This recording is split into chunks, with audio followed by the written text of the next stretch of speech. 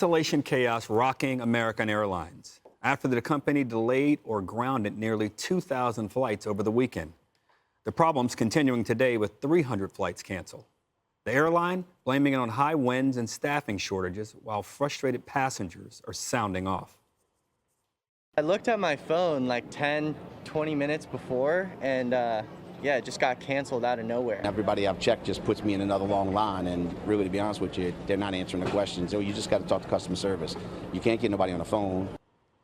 Other airlines have been crippled by similar delays in recent weeks, and experts now warning staff shortages could wreak havoc on holiday travel. Katie, what can we do to stop the cancellations? What can the airlines do, or what can we as passengers do to be helpful? Well, Joe Biden could rescind his vaccine mandate. These companies could rescind their vaccine mandates. And I think they really underestimated what people are willing to do to stand up for their rights. They don't want to they're not going to hire lawyers to sue, although some of the unions are doing that. They are engaging in civil disobedience and proving that they are essential workers who worked for most of the pandemic. And you're going to tell them now that they are going to lose their jobs, or that people working in the airport or for the airline are going to lose their jobs over something that they may not need or do not want. The other thing side of this that's obvious to people watching is when Southwest or Americans say, oh, it was just weather related, but it happens only at one or two airports. And you talk to people who know air traffic controllers or pilots, and they say, no, this is our way of quietly saying we don't want these mandates, and it's not just about us, it's about all of the people we work with. So the airlines try to lie to the passengers and say, well, we're just having issues, when it's obvious what the problem is, and it'd be very simple for these CEOs of these companies to just say, you know what? If you want to get vaccinated, go for it. If you don't, great. And by the way, weren't we told all through last year that planes were completely safe, that we could fly, and that they had all the systems in place, that COVID was not going to be effective on the planes? So why has that changed now? You know what? That will change things because the companies are losing a lot of money. Southwest Airlines, known for its great customer service, in October, they had to cancel 2,000 flights, cost them $75 million. So they're going to wake up because they're going to have to take changes. But Katie, them saying that it's weather isn't necessarily an excuse. It's part of the problem. The labor unions were warning for months that because they had scaled back so much staff during the pandemic, they had forced early retirements on so many, that if there was ever a snarl in the system or ever bad weather, that meant that they would have to connect flight crews and pilots to different areas or disperse them to other airports or whatever it was, that they would seriously have problems. That is happening. The labor unions warned this would happen, and bad weather's part of it. I mean, it's all connected. Greg, what do you think? I mean, we've heard, so we don't think it's weather. We think it could be COVID, but you think it could be weather and the staffing shortages and other things. I think you're right. I think I read the same story. It makes a bad situation worse. Greg, Blame it on the wind. Sounds more like hot air.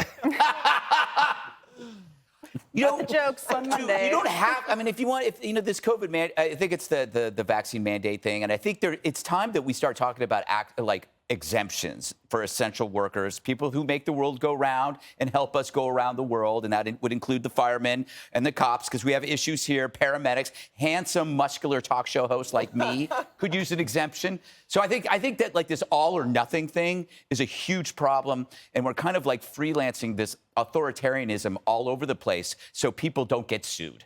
And again, we talked about, my opinion is always that liability now is trumping common sense. We just don't want, we're more scared of the risk of being sued than the risk of COVID, but they happen to work together. Right. What's your biggest muscle? Oh, God, I have to go with my pecs. But thanks for asking. I'll show you my calves in the break. I thought you were going to say your heart. You don't want a big heart. I know. You don't have one. You've been a proponent of the vaccine and have shared that you believe if everyone got vaccinated, we wouldn't have to wear masks, or things we'd be able to do differently. The airline industry got a lot of public money early on because we wanted to keep that industry intact. And now you have those that don't want to get vaccinated. It may be that the staff shortage and weather could be part of it as well.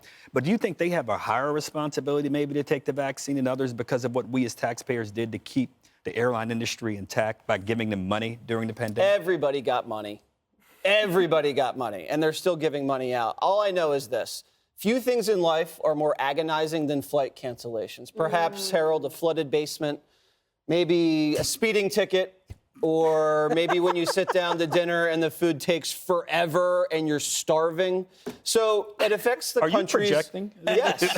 It affects the country's mood, and the country is in a foul mood because of things like this. And this is why you see 70% of Americans think the country is going in the wrong direction.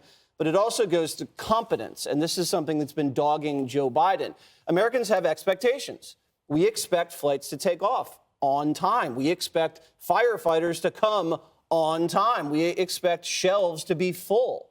These are things we expect as Americans because we are a rich, wealthy, and very advanced nation. And when these things don't happen, we say, why aren't these things happening? We want this country. Why can't we live in this country? When you ask Joe Biden, why can't we have this country that we expect to have, he just mumbles a bunch of gibberish, and it just pisses everybody off. I read this today, the Dallas Morning News. This is how this article started. Let's personalize this. Mark Granberry and his wife, Charla, had a Caribbean getaway plan to celebrate her recent retirement. Instead of a beach vacation in Turks and Caicos, Oh, nice. the couple has been stranded in Charlotte's busy airport since Saturday morning. That's so sad. It's a great airport. Charlotte, have you been to Charlotte? I love Charlotte. Great. The airport?